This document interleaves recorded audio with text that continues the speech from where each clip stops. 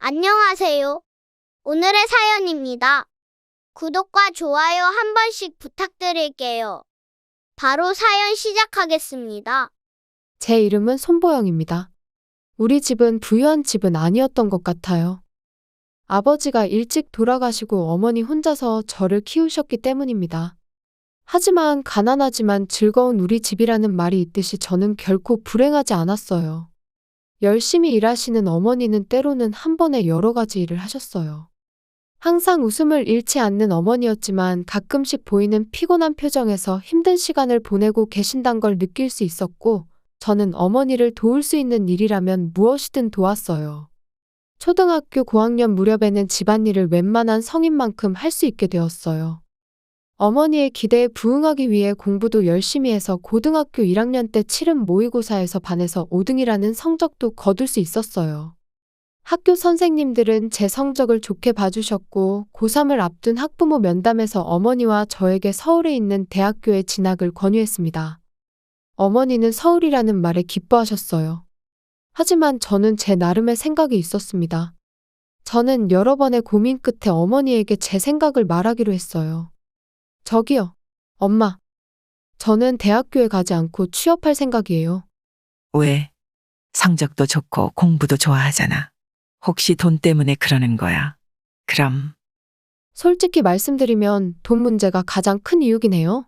엄마가 일하느라 힘들어하는데 더 이상은 못 참을 것 같아서요. 공부는 앞으로 어떤 형태로든 할 수 있겠지만 지금은 더 이상 엄마에게 부담을 줄 수 없어요. 어머니는 대학교를 졸업해야 한다고 말씀하셨지만 제 결심은 굳건했어요. 제가 공부를 좋아하는 것도 사실이고, 요즘은 대학교를 졸업하지 않으면 사회의 눈치를 보고 불이익도 받는다는 것을 알고 있었지만, 지금은 엄마의 짐을 조금이라도 덜어드리는 것이 무엇보다도 중요하다고 생각했어요. 알겠어. 보영이의 생각이 그렇다면 그렇게 하도록 해. 하지만 엄마만 생각하지 말고 너 자신을 먼저 생각해주면 좋겠어. 이건 엄마의 부탁이야. 어머니의 따뜻한 마음이 제 마음속으로 스며들었어요.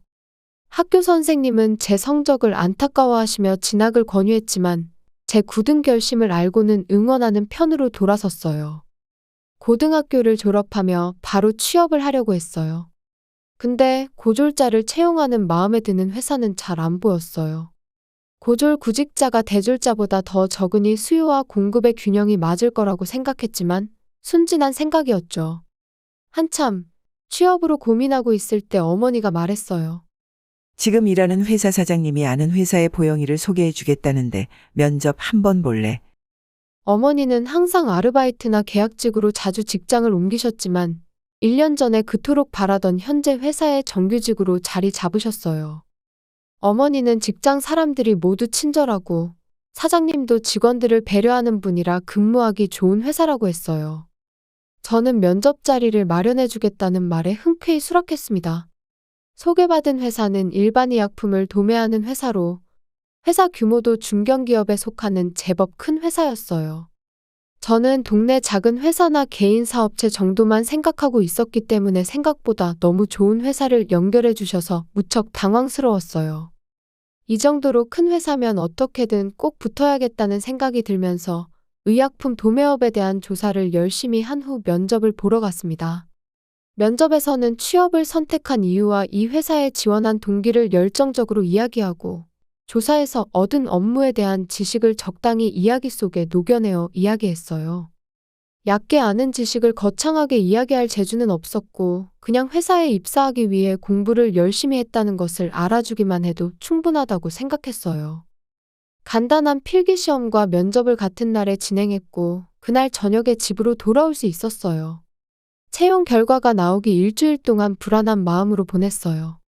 그리고 문자가 왔는데 합격이라는 소식에 어머니와 포옹하며 기뻐했어요. 벚꽃이 만개한 봄날, 저는 새로운 사회 구성원이 되었어요. 채용이 결정된 후 저는 더욱더 이 일에 관한 공부를 했습니다. 고졸 신입사원이 입사하자마자 핵심 업무를 맡게 될 줄은 꿈에도 몰랐지만 지식이 있으면 반드시 도움이 된다는 믿음이 있었기 때문이죠. 저는 영업부로 배치됐고 주어진 업무는 영업사원의 보조를 하는 거였어요. 직속 선배님은 입사 3년차 직원인 정주태라는 사람이었는데 아무것도 모르는 저를 처음부터 친절히 알려줬어요. 생각보다 많이 알고 있네. 설명해주기도 쉽고 잘 받아들이는 것 같네. 칭찬해 주시는 것이 저는 너무도 기뻤어요. 당연히 부서에서 가장 어린 저에게 다들 친절하게 대해줘서 모두에게 고마웠습니다. 단 한 명의 여선배만 제외하고 말이죠. 저를 못마땅하게 여기는 듯 무슨 일만 생기면? 너는 고졸이잖아. 라는 식으로 말을 했어요. 정주태 선배도 자신보다 회사 경력이 더 긴 여선배에게 뭐라 하지 못하고 항상 쓴웃음을 짓고 있었어요. 신경 쓰지 마. 네가 열심히 하는 거 다들 알고 있으니까. 네. 저도 더 열심히 해서 그분께 인정받을 수 있도록 할게요. 저는 진심으로 그렇게 생각하고 매일매일 열심히 일했지만 여선배의 비꼬는 말과 행동은 멈출 기미가 보이지 않았어요. 그렇게 열심히 일하다 보니 어느덧 첫 월급을 받는 날이 왔어요. 저는 전에 계획했던 대로 어머니를 모시고 외식을 하기로 했습니다. 솔직히 적은 월급이었지만 어머니에게 감사한 마음을 담아 조금 좋은 식당으로 예약했어요. 어머니와 함께 식사를 즐기고 있는데 고졸 여자애가 사치 부리러 왔어? 지금 최후의 만찬 같은 거야? 처음엔 저한테 하는 말인 줄 몰랐는데 고졸이라는 단어로 저를 지칭하는 거라는 걸 눈치채고 돌아보니 저를 무시하는 여선배가 깔깔대고 웃는 얼굴로 서 있었어요. 나는 접대하러 온 건데 너랑은 수준이 다르니까. 이런 데는 함부로 오는 게 아니야. 너 같은 애가 오면 가게 수준이 떨어지잖아. 너 때문에 거래가 불발나면 책임질 거야. 주제넘게 이런 데 오지 말고 얼른 집에 가서 라면이나 끓여 먹어. 무례한 말을 계속하는데 이 사람 지금 제정신인가 싶었어요. 선배, 지금 그게 무슨 말이에요? 보영이도 우리 동료인데 어떻게 그런 말을? 중간에 끼어들어 말려준 것은 주태 선배였어요. 그는 거래처 사람이 눈치 준다며 여선배를 데리고 갔습니다. 심장이 뛰는 게 안정을 되찾을 때쯤 어머니가 말씀하셨어요. 듣던 것보다 더 상식이 없는 사람이네. 저런 건 상꼰대라고 해야 하나. 어머니의 말에 저도 모르게 웃음이 터져나왔고 다행히 웃음으로 마무리할 수 있었어요. 다음 날 주태 선배에게 도와줘서 고맙다고 말했더니 아니야, 괜찮아. 중요한 접대였는데 그 선배가 추태 부릴 줄 몰랐네. 그 후 그 여선배는 이 회사에서 유배받아 가는 곳으로 여겨지는 자재관리과로 부서 이동되었어요. 거래처에서 말도 안 되는 영업사원이 있다는 이야기가 사장님에게 전해진 것과 당시 함께 있던 주태 선배가 그 내용을 보고한 것 때문이죠. 그 외에도 그동안 영업부 직원들의 불만도 많이 있었던 게 이유이기도 하고요. 저는 이상한 선배가 없어져서 더욱 업무에 집중할 수 있게 되었어요. 그렇게 저는 입사 1년 차에 접어들고 있었어요. 업무 능력도 점점 향상되어 처음에는 회사 내에서 영업사원들의 업무 지원만 전담했지만 점차 영업처에도 동행하게 되고 지원하는 것뿐만 아니라 영업하는 것도 조금씩 배우는 기회들이 생겼어요. 그리고 주태 선배와 함께한 첫 영업이 성공적으로 거래가 돼서 주태 선배에게 저녁을 사기로 했어요. 그리고 그 자리에서 제 운명이 달라집니다. 보영아, 나와 결혼을 진지하게 생각해 줄 수 없을까? 교제 신청을 건너뛰고 프러포즈를 받았어요. 저는 잠시 동안 할 말을 잃었지만 곧바로 제 감정을 살펴봤어요. 네, 저도 선배와 같은 마음이에요. 지금 생각하면 제정신이 아니었던 것 같은데 저도 모르게 바로 대답을 해버렸어요. 주태 선배와는 연인 관계는 아니지만 1년 동안 희로애락을 함께하고 있었어요. 저는 이미 이성으로 매력을 느끼고 있었던 거죠. 이때부터 결혼 이야기는 점점 더 빠르게 진행됐고 마치 롤러코스터를 타는 것처럼 그저 몸을 맡길 수밖에 없었어요. 어머니는 이제 만 20살이 된 제 결혼에 놀라셨지만 사위 될 사람이 예전에 식당에서 저를 도와줬던 선배라는 사실을 알고 진심으로 축하해줬어요. 주태 선배는 결혼하기 전에 꼭 이야기해야 할 게 있다고 했어요. 엄마가 얼마 전에 넘어져서 다리가 부러졌어. 골절은 나아서 퇴원했는데 아직 불편한 점이 많아서 그런데 당분간 같이 살면서 도와드리고 싶은데 어떻게 생각해? 결혼하고 나서 이런 얘기를 하면 당황할 것 같아서. 힘들겠지만 괜찮을 것 같아요. 그러면 회사를 그만두고 시댁에서 전업주부로 지내는 건 어때? 회사를 그만두는 게 어떠냐는 제안은 고민이 됐어요. 왜냐하면 일을 그만두기에는 너무 아쉬웠거든요. 저는 곰곰이 생각한 끝에 대답해줬어요. 어머님을 도와드리는 건 알겠어요. 하지만 회사는 계속 다니고 싶어요. 힘들겠지만 일하면서 최대한 보살펴 볼게요. 그러니까 저를 많이 도와주세요. 알겠어. 보영이의 마음을 존중해. 나도 많이 도와줄게. 초봄이 조금 지나서 슬슬 더워지기 시작할 무렵에 저는 신부가 되었어요. 행복한 결혼 생활이 시작된다. 라고 생각했는데 생각지도 못한 일들이 벌어졌습니다. 시어머니와는 결혼 전에 몇 번 만났었고 친절하고 온화한 성격이 마음에 들었어요. 다리를 절뚝거리며 불편해하시는 모습에 어떻게든 도와드리고 싶었습니다. 그런데 동거를 시작한 시어머니는 그때와 같은 사람이 맞나 싶을 정도로 변했어요. 며느라, 다리가 아파서 내가 아무것도 할 수 없으니까 집안일 좀 부탁할게. 자고로 며느리는 남편과 시어머니한테 헌신적이어야 해. 저녁 준비 좀 빨리 해. 아들이랑 날 굶길 셈이야.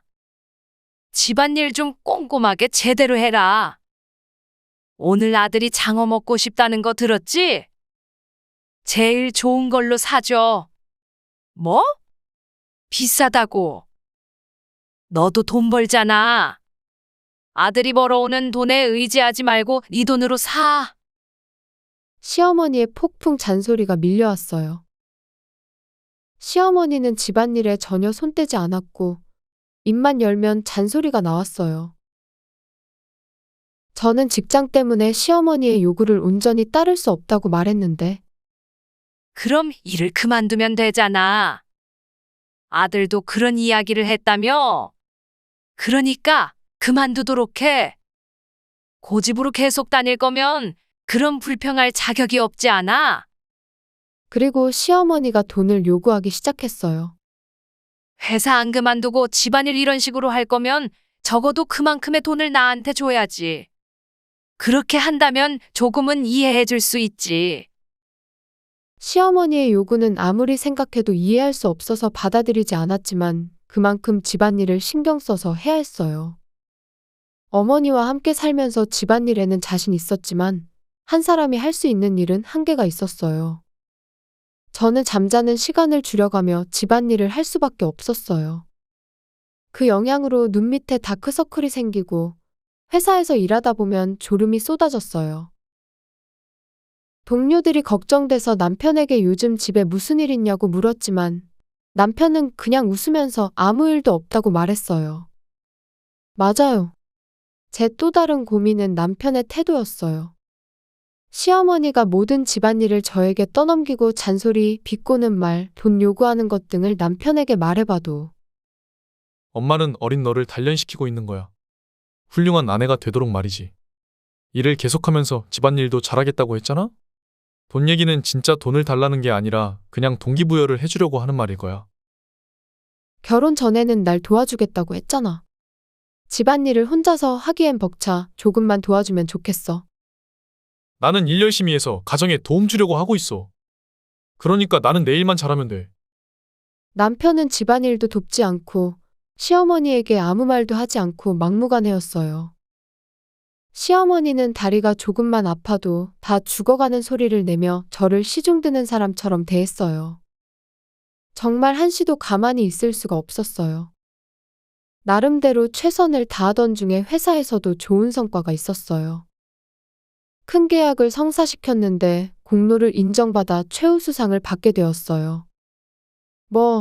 상금 같은 게 있는 건 아니었고 아침 조회 시간에 칭찬을 받는 게 전부이지만요. 그래도 열심히 일한 걸 인정받는 것 같아 기뻤어요. 이날 저녁에 집에 가니 남편은 이미 집에 와서 맥주를 마시고 있었어요. 왠지 표정이 좋아 보이지 않는 남편에게 그동안 공들인 게 잘 돼서 기쁘네. 라고 말했더니 운이 좋았던 건데 너무 자만하지 마. 라는 뜻밖의 말을 했어요. 운이 좋았을 수도 있지만 나름대로 열심히 했어. 축하 좀 해줘. 잘난 척하네. 너 때문에 동료들한테 남편이 너는 뭐하고 있냐며 핀잔받는 게 얼마나 성과신지 알아? 이제 일 그만두도록 해. 제가 입을 열려고 하자 듣기 싫다며 먹던 치즈 조각을 저에게 던졌어요. 치즈라서 맞아도 아픈 건 없었지만 제 마음이 아팠어요. 시어머니의 괴롭힘과 점점 차가워지는 남편의 태도에 심신이 지쳐갔어요. 그리고 결혼한 지 1년하고 한 달 더 지났을 때 저는 갑자기 몸살이 왔어요. 어쩔 수 없이 회사를 쉬고 병원에 갔습니다. 시어머니는 꾀병 피우지 말라며 이것저것 집안일을 시켰고 남편은 걱정하는 말 한마디 없이 묵묵히 출근했어요. 한숨을 쉬며 찾아간 병원에서 의사에게 들은 말은 축하합니다. 임신 8주 차에 접어들었군요. 앞으로 몸 관리 잘하세요. 제 몸인데도 임신했다는 사실을 전혀 몰랐기 때문에 한동안 멍한 상태였지만 점차 기쁨이 밀려왔어요. 엄마가 되는 기쁨과 아이가 생기면 남편과의 관계도 좋아질 것 같아서 기뻤어요. 시어머니도 첫 손자가 생기면 저를 대하는 태도가 조금은 바뀔지도 모릅니다.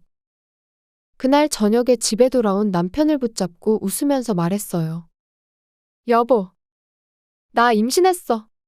오늘 병원에 가서 알았어. 정말 깜짝 놀랐어. 우리 엄마 아빠가 된대. 저는 당연히 남편도 기뻐할 줄 알았는데 남편의 반응은 제 예상을 뒤엎었어요.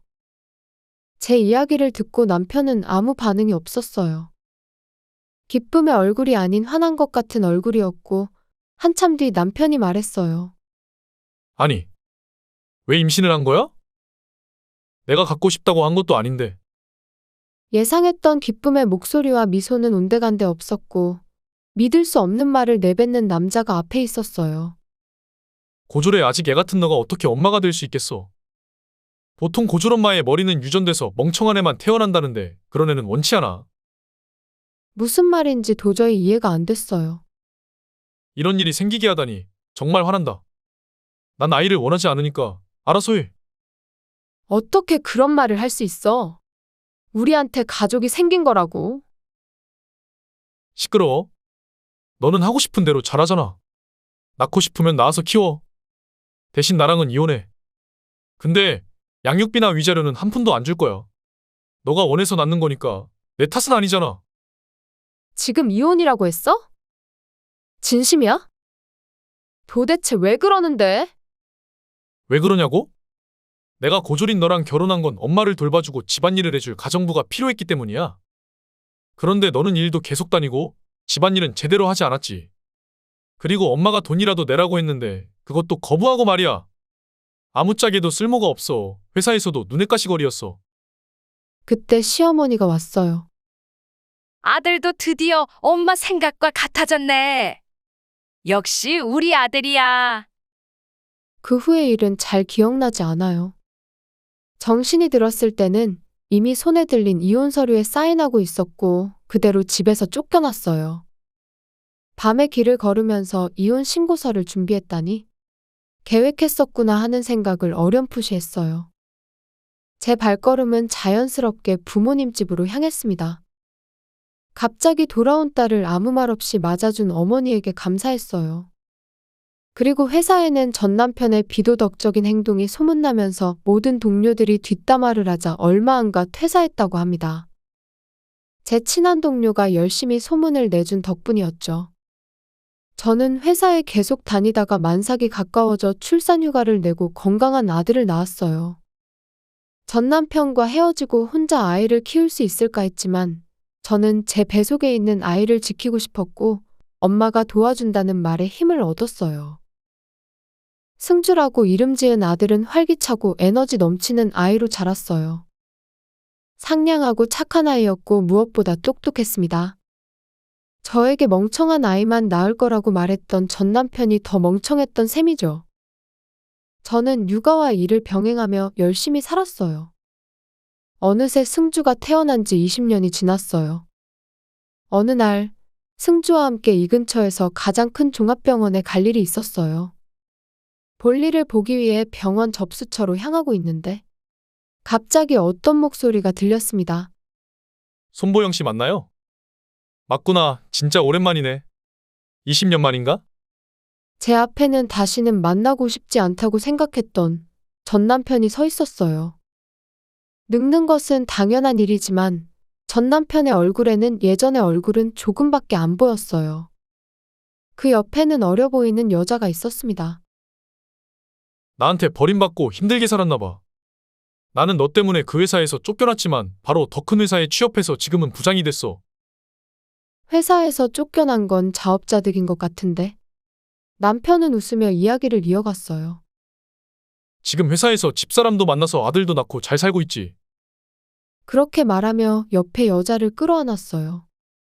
그는 아들이 얼마나 똑똑한 아들인지, 얼마나 영리한지 제가 물어보지도 않았는데 계속해서 자랑했습니다.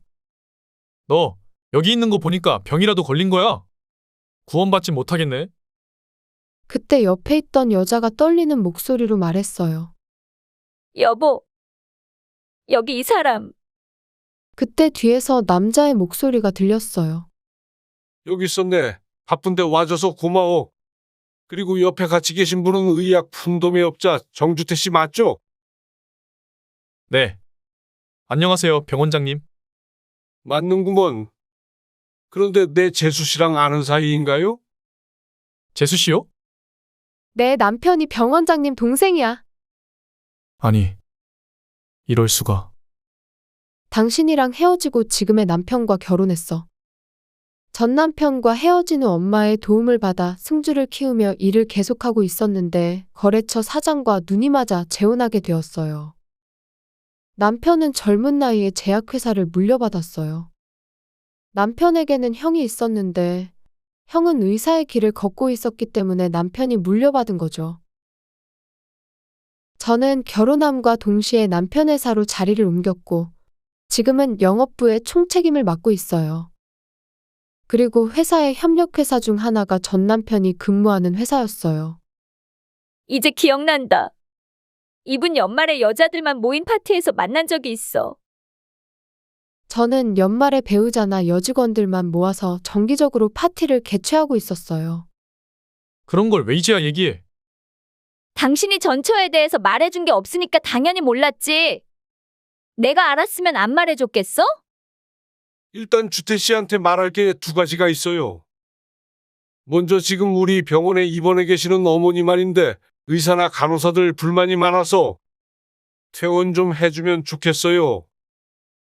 전 시어머니는 노안으로 다리와 허리가 약해졌고 넘어져서 다리뼈에 금이 가서 입원했는데 뼈는 다 나았지만 이런저런 이유를 대며 퇴원하지 않고 있다고 했어요. 다음 환자를 입원시킬 수 없는 것도 문제지만 전 시어머니가 이기적이고 폭언을 일삼고 난동을 부리는 게 가장 큰 이유라고 합니다. 며느리 또한 집에서 간병하는 걸 거부한다네요. 퇴원하면 안 돼요. 저는 시어머니를 간호할 수 없어요. 정말 제멋대로이신데 감당이 안 된단 말이에요. 지금까지 얼마나 힘들었는데요. 아무래도 전 시어머니는 제 뒤에 들어온 며느리도 괴롭힌 것 같아요. 그리고 다른 하나는 당신과 거래를 중지하려고 합니다. 이유는 우리 약품 구매 책임자를 오늘 해고할 건데 말 안 해도 무슨 뜻인지 알겠죠? 전 남편은 약품 구매 책임자와 리베이트를 건네며 부정거래를 반복했어요. 영업 실적은 이런 비리로 세운 거였죠. 그래서 오늘 재수 씨를 부른 거예요. 이런 것들도 바로잡고 새로 거래를 하기 위해서. 그때 옆에 있던 승주가 입을 열었어요. 아줌마, 저 기억하세요? 제가 아드님의 학원 강사였어요. 아, 기억나네요. 그때 그분이시군요. 아들은 방학 때 아르바이트로 학원 강사를 한 적이 있어요. 그때 맡았던 학생 중 한 명이 과잉행동장애라는 장애가 있어서 수업을 제대로 듣지 못할 뿐만 아니라 다른 학생들에게 폐를 끼치는 일이 있었어요. 그 학생이 전 남편의 아들이었던 거죠. 설마 걔가 제 동생인 줄은 몰랐어요. 장애는 어쩔 수 없다 치더라도 잘 보살펴 주세요. 부모로서 책임지고 보살펴 주셔야 해요. 그때처럼 방치하듯 내버려두면 세상 밖으로 안 나오려고 할 거예요. 전 남편은 아들의 자랑을 늘어놨지만 실제로는 전혀 아니었어요. 너가 내 아들이구나. 많이 컸네. 이제야 절 알아보시는군요. 근데 당신은 제 아버지가 아니에요. 제가 오늘 어머니와 함께 이 병원에 온 것은 제가 개발한 업무관리 시스템 도입을 논의하기 위해서예요. 그리고 당신 회사에서도 제 시스템을 원했지만 정중히 거절하겠습니다. 승주는 어렸을 때부터 똑똑해서 저도 놀랄 때가 종종 있었어요. 한 번은 주변 사람들의 권유로 IQ 검사를 받은 적이 있어요. 그 결과 IQ가 150으로 측정됐는데 소위 천재였습니다. 성장하면서 재능이 더욱 도드라졌고, 현재는 서울대에 입학했고, 이번에 개발한 업무관리 시스템을 판매하는 회사를 친구들과 창업했어요. 잠깐만, 그 시스템은 사장님이 도입하면 좋겠다고 했던 건데 나 때문에 도입 못한다고 하면 내가 난처해지잖아. 전 남편은 결국 회사에서 징계를 받았어요. 이유는 병원과의 불법 거래로 회사에 손해를 끼쳤다는 것과 자신의 부도덕함으로 새로운 시스템 도입을 막았다는 게 이유였습니다. 해고까지 이야기가 나왔지만 아픈 아들 때문에 징계만으로 끝났다고 하네요.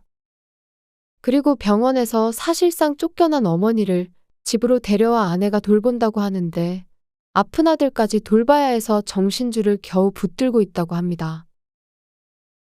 문득 생각나는 게 있어요. 만약 승주를 가졌을 때 남편이 기뻐했다면, 만약 시어머니가 첫인상처럼 계속 다정했다면, 만약을 생각해도 의미가 없다는 건 알고 있어요. 무엇보다 저는 지금이 행복합니다. 이것은 만약의 세계가 아니라 현실이니까요. 이 현실이 좋다면 그것으로 충분한 거 아니겠어요? 다만 20년이 지난 지금도 가끔은 이런저런 생각이 들곤 합니다. 시청해주셔서 감사합니다. 그럼 다음 영상에서 다시 뵙겠습니다.